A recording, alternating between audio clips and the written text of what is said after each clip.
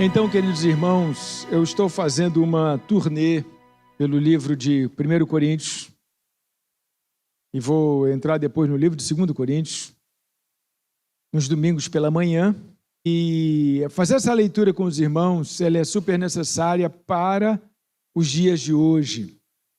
Porque Corinto, o livro de Coríntios, Paulo escrevendo aos Coríntios, traz uma mensagem muito clara para a igreja do século 21. A igreja do século 21 tem os mesmos problemas da igreja do século I. Pasmem. São coisas muito humanas. A humanidade não nos larga nunca, né? A gente é humano e tem todos os detalhes do humano. E a gente precisa combater esses detalhes, combater no sentido de conscientização e aprendizado para a gente poder lidar com a gente mesmo. Então o apóstolo estava falando com esse grupo de crentes, o grupo de crentes de Corinto. E olha, muitas revelações aqui nesse livro e que a gente pode trazer para os nossos dias. Então na primeira reunião, eu fiz uma abordagem muito ampla sobre o livro, sobre a necessidade. Na segunda reunião, eu olhei para o primeiro assunto, e o primeiro assunto era a questão da divisão na igreja. Esse primeiro assunto ele está dividido em 3 capítulos, capítulo 1, 2 e o 3. 1, 2 e 3 é simplesmente para tratar daquele problema. Eu sou de Paulo, eu sou de Apolo, eu sou de Cristo. Então, como havia essa divisão, e divisão na igreja é algo que é abominável ao Senhor. A divisão é abominável ao Senhor. Então, Paulo ele começa esse livro falando sobre a questão da divisão. E quem não ouviu as mensagens anteriores, elas estão no nosso grupo do Telegram. Você procura lá no culto a parte da mensagem e você vai crescer muito. E temos lá essa questão da divisão. E agora, no capítulo 4, é dada uma continuidade. Eu estou dizendo que eu não vou de capítulo a capítulo, eu vou de assunto em assunto. Então, o próximo assunto é um desfecho ainda da problemática da divisão, mas Paulo olhando para dentro de um outro ponto de vista, dentro do ponto de vista dos apóstolos, da utilidade dos apóstolos e de como eles devem proceder. Porque, de alguma forma, o apóstolo A era escolhido em detrimento do apóstolo B, que era escolhido em detrimento do apóstolo C. Em algum momento alguém tinha preferência entre aquelas pessoas, ou porque eram mais simpáticas, ou porque tinham uma explanação mais clara da palavra, tinham características humanas que faziam com que tivesse uma oratória melhor. De alguma forma, essas pessoas eram escolhidas e outras preteridas. E quando se faz isso dentro da igreja, o que o apóstolo está querendo dizer é que o Espírito Santo não tem voz, porque quem fala é o Espírito Santo, quem fala é Deus. Não é a pessoa que está aqui, a pessoa que está à frente é apenas um instrumento. Você não veio aqui para ouvir um discurso bonito, você veio aqui para ouvir a voz do Espírito Santo, que não tem jeito, ele só fala no seu coração, no seu ouvido, sentado aí na sua cadeira. É isso que você veio ver. Eu vim para o culto, entregar o meu culto ao Senhor. E dentro do meu culto ao Senhor, eu preciso ouvir a voz do Espírito Santo. E como sou eu que estou aqui, eu vou dizer, aquela mula que está lá na frente não faz a menor diferença. A mula de Balaão falou, né? Então, se fosse Simval que estaria aqui, eu não faria essa brincadeira, porque ele não ouviria do mesmo jeito. Mas eu aqui eu posso fazer essa brincadeira. Aquela mula que está lá na frente não tem a menor diferença. Não faz a menor diferença. Porque quem tem que falar é o Espírito Santo. Então não pode ficar preferindo um e preferindo o outro. Não pode. Porque quando você faz isso, você está na carne. Você está na carne direto. Eu vou hoje à igreja porque hoje convidaram um cara legal lá na Confé. Vem à igreja. Porque tem outro cara legal na quarta-feira, tem outro cara legal na semana seguinte. Vem à igreja, porque o cara aqui é sempre legal. Agora, o que você quer mesmo, ou deveria querer, é entrar aqui para ouvir Deus falando no seu coração. Era isso. Então, Paulo está nessa questão. Paulo está nessa questão. E Paulo agora vai falar, ele falou das pessoas que preferem, e agora ele vai falar das pessoas preferidas. Assim, pois, importa que todos nos considerem como ministros de Cristo e encarregados dos mistérios de Deus. Então, ele está olhando, como é que o povo tem que olhar para nós? O povo tem que olhar para nós assim, como ministros de Cristo. E que somos responsáveis pelos mistérios de Deus. É assim que você deve olhar para quem está à frente na sua igreja. Um ministro de Cristo responsável pelos mistérios de Deus. Muito bem. Ora, além disso, agora vai começar a nova questão que ele vai trazer. Além disso, quando você fala além disso, o que é que você está dizendo? Tem um outro negócio aí. Além disso, o que se requer destes encarregados, chamou os pastores de encarregados, os ministros de encarregados, o que se requer destes encarregados é que cada um deles seja encontrado fiel. Além disso, o que se deve esperar não é uma grande oratória, não é que seja simpático, que seja maravilhoso. O que se deve esperar, além disso, a sua única expectativa é que esse encarregado, chamou de encarregado, esse encarregado de ministrar, esse encarregado de trazer a palavra, seja encontrado fiel. Cara, brincadeira, esse Paulo era demais, né, Valmir? Esse Paulo era demais. Além disso, o que é que você deve esperar de quem está à frente na sua igreja?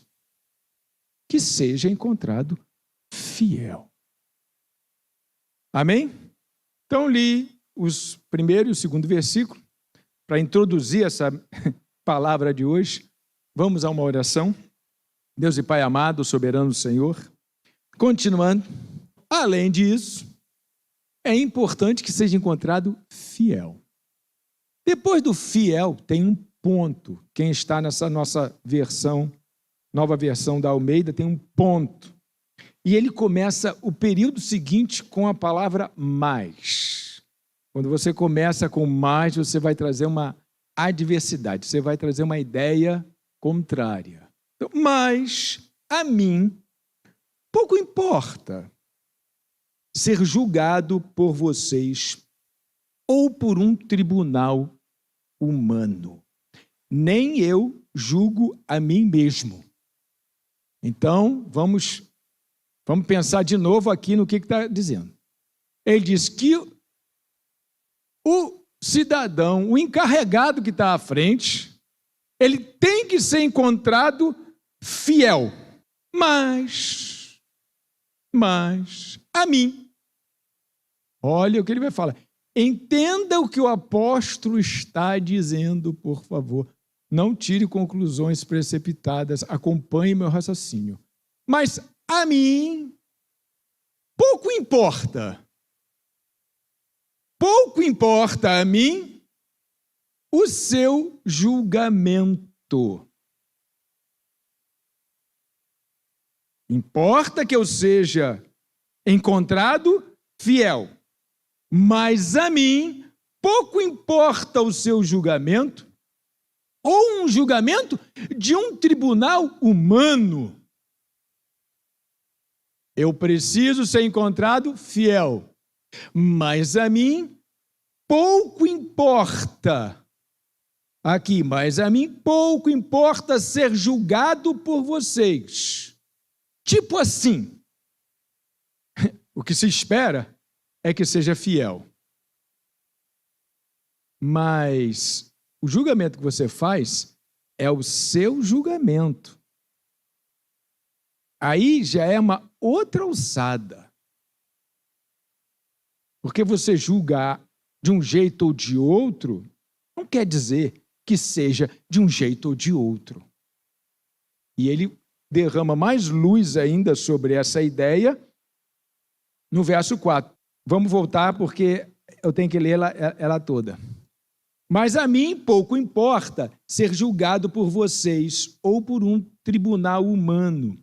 Nem eu julgo a mim mesmo, porque a consciência não me acusa de nada. Mas nem por isso me dou por justificado, pois quem me julga é o Senhor. Ele começa o outro período com um porquê. Ele vai dizer por que pouco importa. Por que pouco importa? Porque a consciência não me acusa de nada, mas nem por isso me dou por justificado. Você já ouviu aquela pessoa que diz assim: o que interessa é minha consciência. O que interessa é o que eu penso. Quando as pessoas hoje dizem isso, quando ela diz assim que o que interessa é o que eu penso sobre mim, elas estão se colocando acima de qualquer outra coisa. Acima de observações que possam vir de terceiros. Elas estão colocando acima de qualquer outra coisa. E Paulo aí chega e diz, porque a consciência não me acusa de nada. Ele está dando um porquê para a ideia anterior. Mas nem por isso me dou por justificado, pois quem me julga é o Senhor.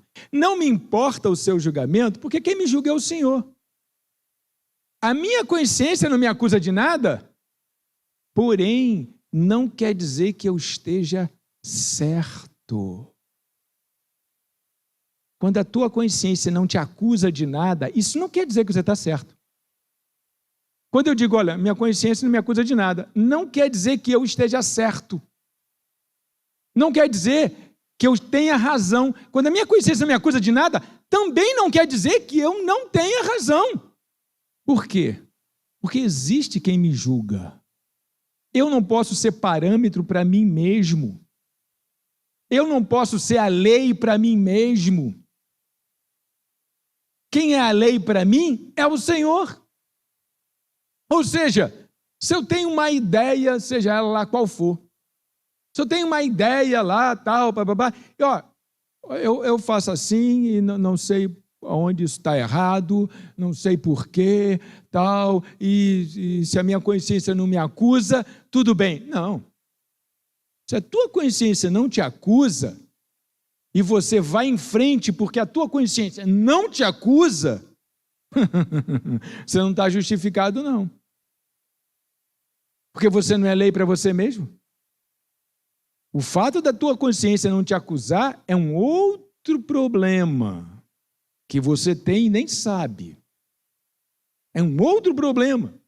Por favor, aqueles que têm consciência que não lhe acusam, se preocupe. Porque Paulo diz, olha, o que vocês julgam de mim, o que vocês falam de mim, pouco me importa. Pouco me importa, porque nem eu mesmo julgo a mim mesmo. Porque a consciência não me acusa de nada, mas nem por isso me dou por justificado.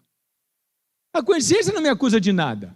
Vocês estão falando mal de mim? Vocês estão me julgando? Mas a minha consciência não me julga de nada. Mas nem por isso eu estou justificado.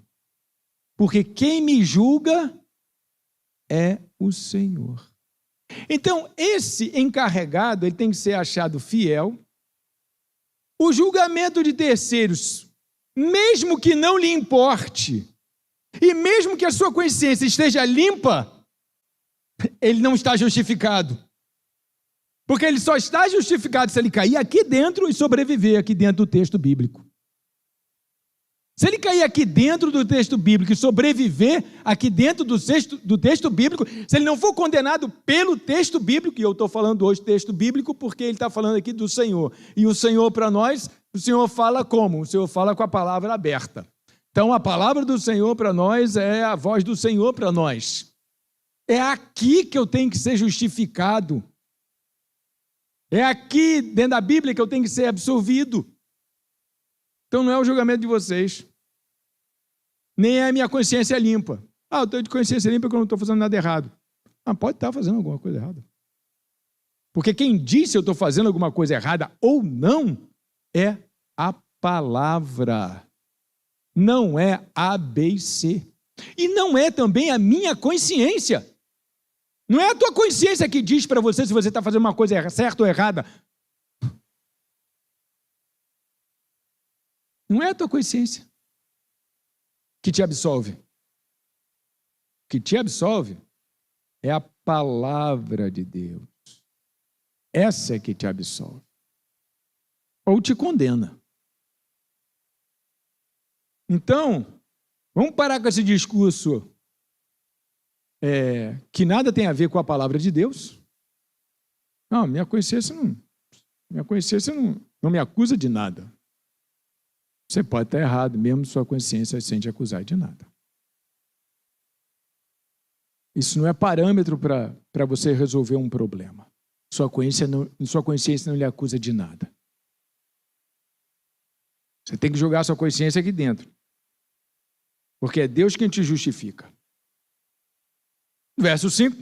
Portanto, não julguem nada antes do tempo. Aí ele fala, vamos parar de julgar os irmãos agora, né? Portanto, já que é assim, não julguem nada antes do tempo, até que venha o Senhor, o qual não somente trará à plena luz as coisas ocultas das trevas, mas também manifestará os desígnios dos corações. Irmãos, esse tal de desígnios dos corações é a caixa preta do coração humano. Deus vai abrir a caixa preta. Por que você está aqui? Por que você foi tão generoso e deu uma cesta básica? Por que você, sei lá, come pizza com fulano? É só amizade mesmo ou tu tem outro interesse? Por que você deu a cesta básica, foi tão maravilhoso? É só benevolência mesmo ou existe outro interesse?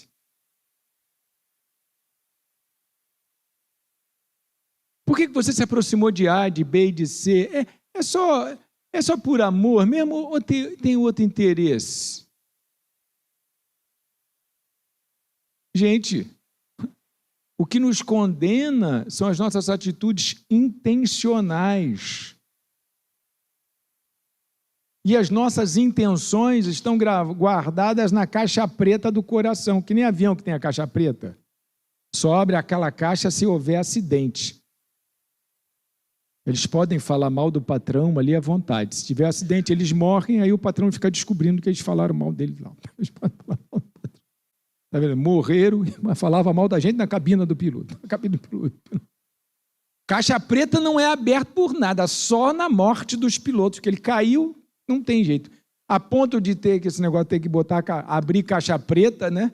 Então é porque o desastre foi muito grande mesmo, tal. Não tem ninguém para contar como foi. Vamos ver o que aconteceu durante essa viagem. Do que estavam tratando.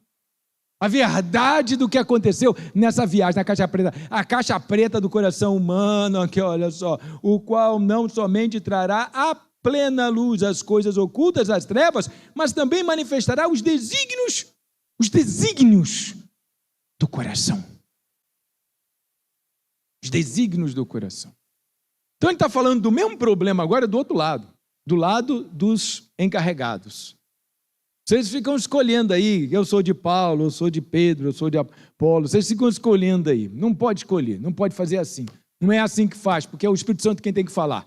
É Deus quem tem que falar. Além disso,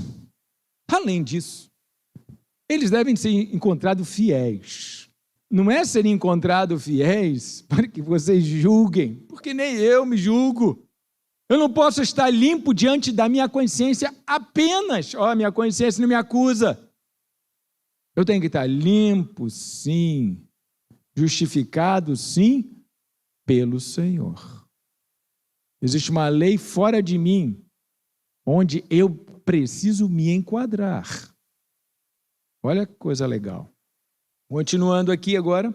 Então, cada um receberá o seu louvor da parte de Deus. Né? Ele termina essa parte aqui, né, dizendo que Deus é que conhece os desígnios do coração, cada um receberá o louvor da parte de Deus. Meus irmãos, apliquei estas coisas figuradamente a mim mesmo e a Apolo, por causa de vocês, para que por nosso exemplo vocês aprendam isso. Não ultrapassem o que está escrito, para que ninguém se encha de orgulho a favor de um em prejuízo de outro. Olha, outra frase aqui muito interessante. Não ultrapassem o que está escrito. Gente, o que a gente mais vê hoje, século XXI, são irmãos ultrapassando o que está escrito. Não ultrapasse o que está escrito. Há 30 anos atrás, quando o bispo Roberto, né, vivo ainda, pregava no presbitério, e eu tive assim a satisfação, o privilégio de ter ouvido as suas pregações por 3 anos, porque eu fui ordenado 3 anos antes da sua morte, no presbitério, o pai dessa igreja, o fundador dessa igreja. Ele falava umas coisas assim que a gente, na época, a gente ficava pensando muito tempo naquilo que ele falava, porque eram coisas assim bem diferentes do que se dizia no meio evangélico. E em dada vez ele disse: meus irmãos, para com esse negócio de ficar querendo provar as coisas com a Bíblia, porque com a Bíblia se prova qualquer coisa. Qualquer assunto que você quiser provar, qualquer tema que você quiser provar, você prova com a Bíblia. Quer dizer, ele estava falando de uma forma irônica, né? Entre aspas. Você consegue fundamentar, só você pega um versículo de cá, pega um versículo de lá, pega uma outra passagem aqui, pega um outro negócio que um outro rei lá disse, pega isso tudo, faz aquela misturada toda e usa de acordo com o seu interesse. Paulo aqui está dizendo: não ultrapassem o que está escrito. Não ultrapasse o que está escrito. E é o que mais se vê hoje, gente usando a Bíblia para ultrapassar o que está escrito e comprovar a sua tese. Eu tenho uma tese. Eu tenho essa tese. Pega a Bíblia e vai descobrir lá quais são os versículos que cooperam com a tua tese. Mas não é assim que se estuda a palavra. A palavra se estuda de capa a capa. Tem um contexto tudo aqui. Tudo está encaixado um no outro. Tudo tem um porquê um no outro. Davi matou Golias, mas nós não podemos matar o nosso inimigo. Porque senão Jesus tinha matado os inimigos dele. Jesus tinha um monte de inimigo. Ele pegava ali, ia lá, Davi matou Golias, eu vou matar meus inimigos também. É bíblico. Olha só, a salada que fazem. E aí o apóstolo está falando para a igreja de Corinto: não ultrapassem o que está escrito. E aí você tem que saber o que está escrito. E aí você tem que vir fazer que nem vocês estão fazendo. Vir no domingo de manhã para a escola bíblica, discipulado, cristão, para aprender o que está escrito direito. Isso é um trabalho da vida inteira. Não acaba hoje. Eu ainda estou aprendendo. Isso é um trabalho da vida inteira. Para você não ficar por aí ultrapassando o que está escrito. Ultrapassando o que está... Querendo provar suas teses, suas ideias. Não ultrapasse o que está escrito. Quer mais claro do que isso? Inclusive, está entre aspas, porque essa era uma frase pronta daquela época. Essa é uma frase feita daquela época, porque esse negócio de torcer o que os outros dizem, fake news, já existe há muito tempo. Olha que está entre aspas a frase. Não ultrapasse o que está escrito, era um jargão da época. Que as pessoas tentavam, com que já se conhece, provar que você está certo. A Bíblia não está aqui para provar que ninguém está certo, que nenhuma teoria dessa vida está certa. A Bíblia tem tudo a ver com o divino, o céu. A Bíblia tem tudo a ver em apontar o caminho da salvação, não é para ficar servindo aos humanos para provarem suas teses, suas teologias, seus direcionamentos, de qualquer natureza que seja. De qualquer natureza que seja.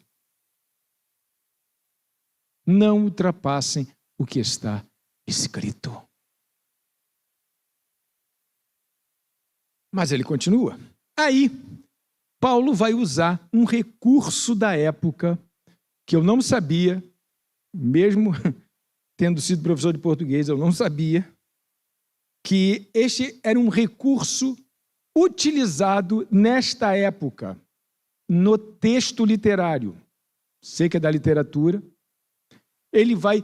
Porque do verso 8 em diante, tu vai ver que ele está falando umas coisas esquisitas. Eu estava lendo assim, meu Deus, que coisa esquisita que ele está falando. Parece que ele está jogando agora tudo por terra.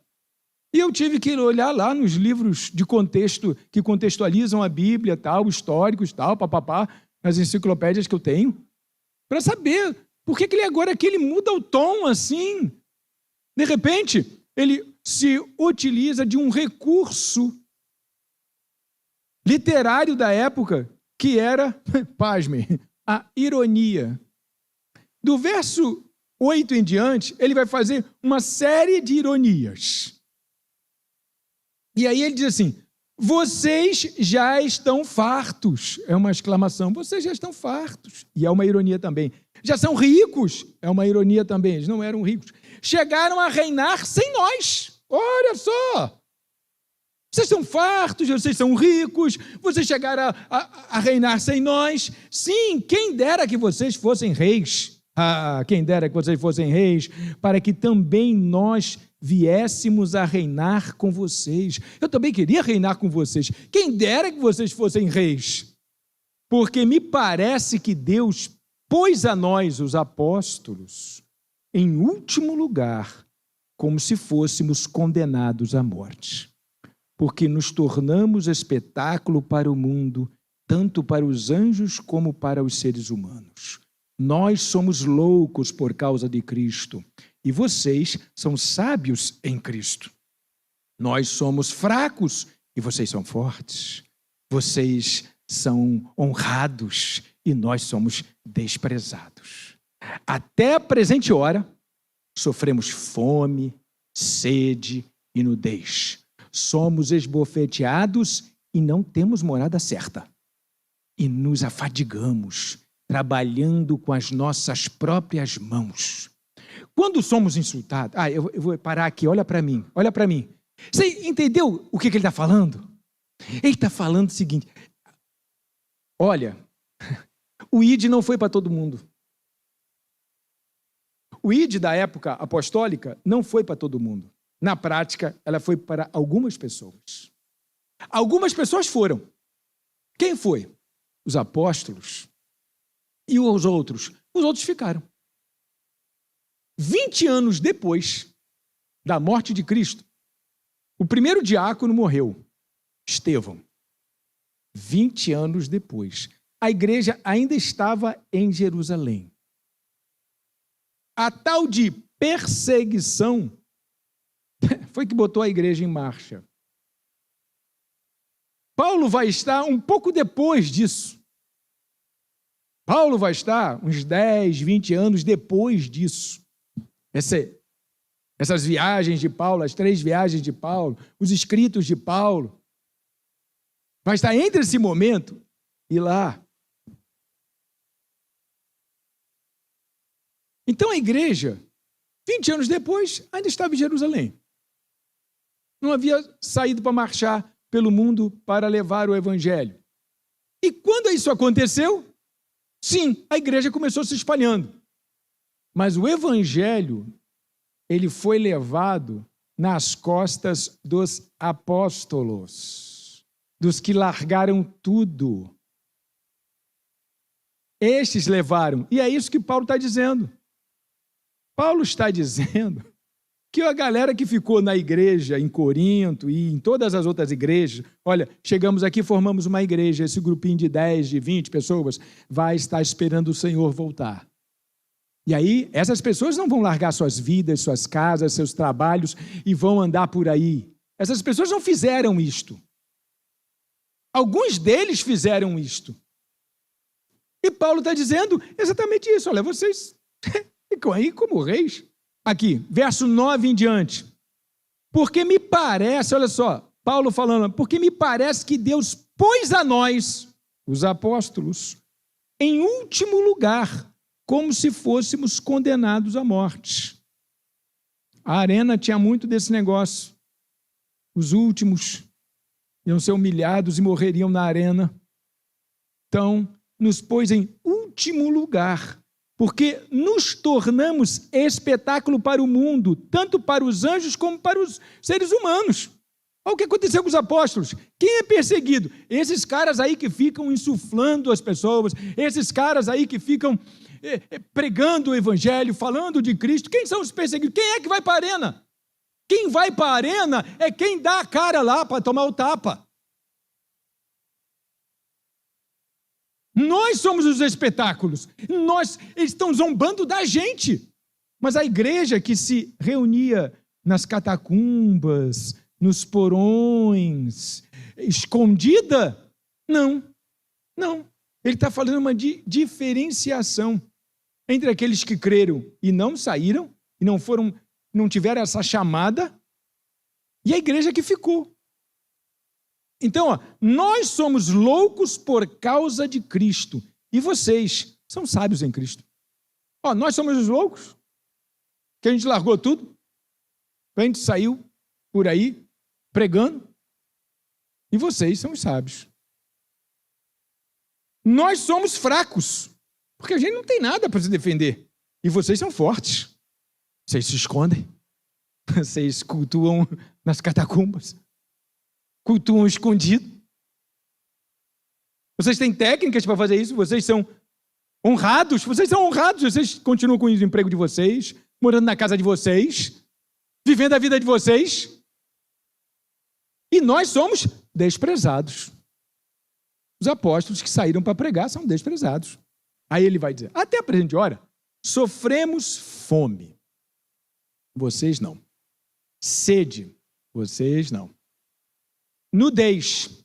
Somos esbofeteados e não temos morada certa. Vocês têm. E nos afadigamos trabalhando com as nossas próprias mãos. Não recebemos nada para fazer o que estamos fazendo. Trabalhamos com nossas próprias mãos. Provemos o nosso sustento. Aí tem um ponto, né? Aí depois do ponto ele começa uma outra ideia muito legal, gente. Ele vai falar o que é ser igreja. Quando somos insultados, bendizemos. Alô, igreja? Ok, igreja? Quando somos insultados, bendizemos. Ok? Legal? É assim que acontece, né? Quando somos insultados, bendizemos. Quando somos perseguidos, suportamos. Amém, igreja? É isso que acontece, né? Quando somos perseguidos, a igreja vai ser perseguida. Suportamos. Não é isso que acontece, igreja?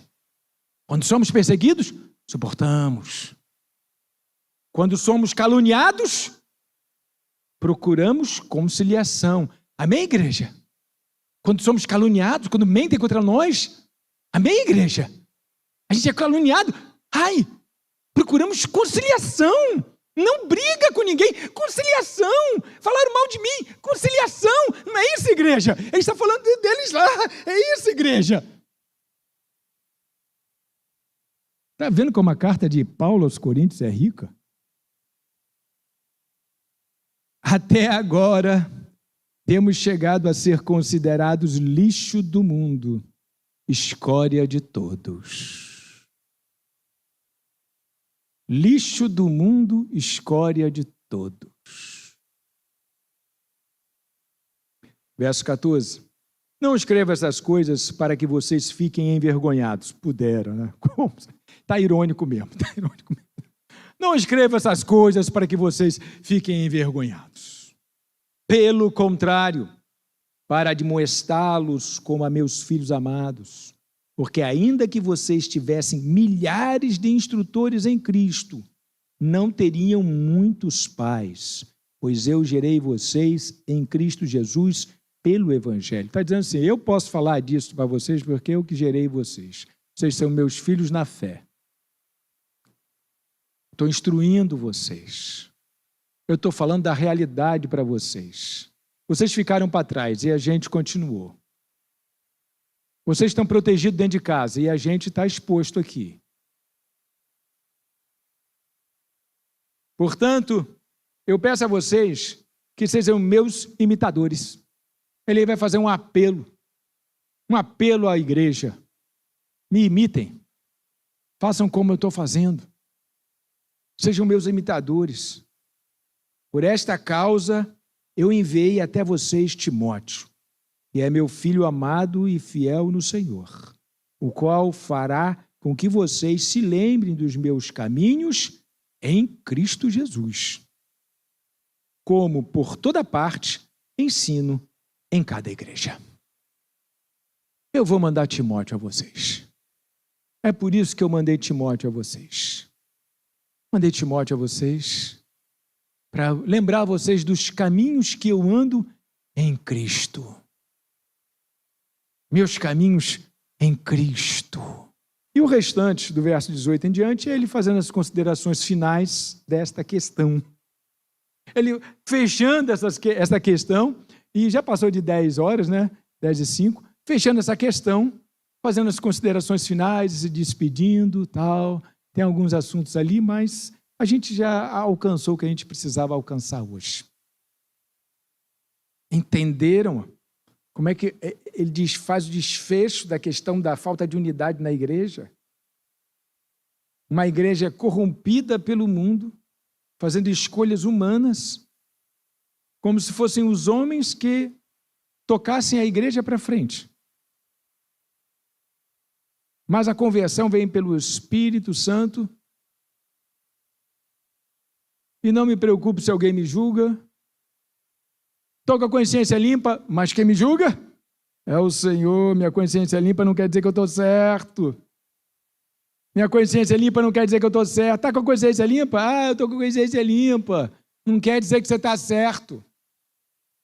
Quem está com a consciência limpa fez a lei e vive pela sua lei. Sinceramente, diante da minha lei eu estou sempre limpo. Diante da minha lei eu estou sempre limpo. Agora, eu quero saber se eu estou limpo diante da lei do Senhor. Diante da lei do Espírito Santo. Isso é que importa. Diante daquilo que eu penso, eu estou sempre certo. Então, para de ser criança na fé. E entenda que quem me julga é o Senhor. E se o Senhor não está aqui em carne e osso, tá bom. Então, quem me julga é a palavra do Senhor, porque já está tudo escrito e revelado. Nada ficou por ser dito. Tudo foi dito. Está tudo escrito e revelado. Abriu a Bíblia e já está julgando. Abriu a Bíblia e já está falando. Não ultrapassem o que está escrito. Boa mensagem, né, Simval? Não ultrapasse o que está escrito. Glória a Deus. Um glória a Deus para mim, para você e para todo mundo. Prezados irmãos, não ultrapassem o que está escrito aqui, pelo amor de Deus, porque lá no Apocalipse tem uma notícia trágica para quem ultrapassa o que está escrito aqui. Não ultrapasse o que está escrito no Apocalipse, vai lá ver o que acontece com quem bota um i a mais nisso aqui. Não ultrapassem o que está escrito. Olha a responsabilidade. Amém? Bom, na próxima semana, Paulo vai começar falando dos pecados de Corinto. Ele ainda não começou, ele vai começar só na próxima semana. Dos pecados da igreja de Corinto. E aí a gente vai continuar próxima semana. Eu espero que você volte com alguém, volte com um crente desviado do Evangelho. Tem uma pessoa que está longe de Jesus. Olha, o pastor está fazendo um estudo muito interessante. Vai que o Espírito Santo fala ao coração dele, né? E essa alma, a gente resgata essa alma para o Senhor. Amém? Soberano Deus e amado Pai,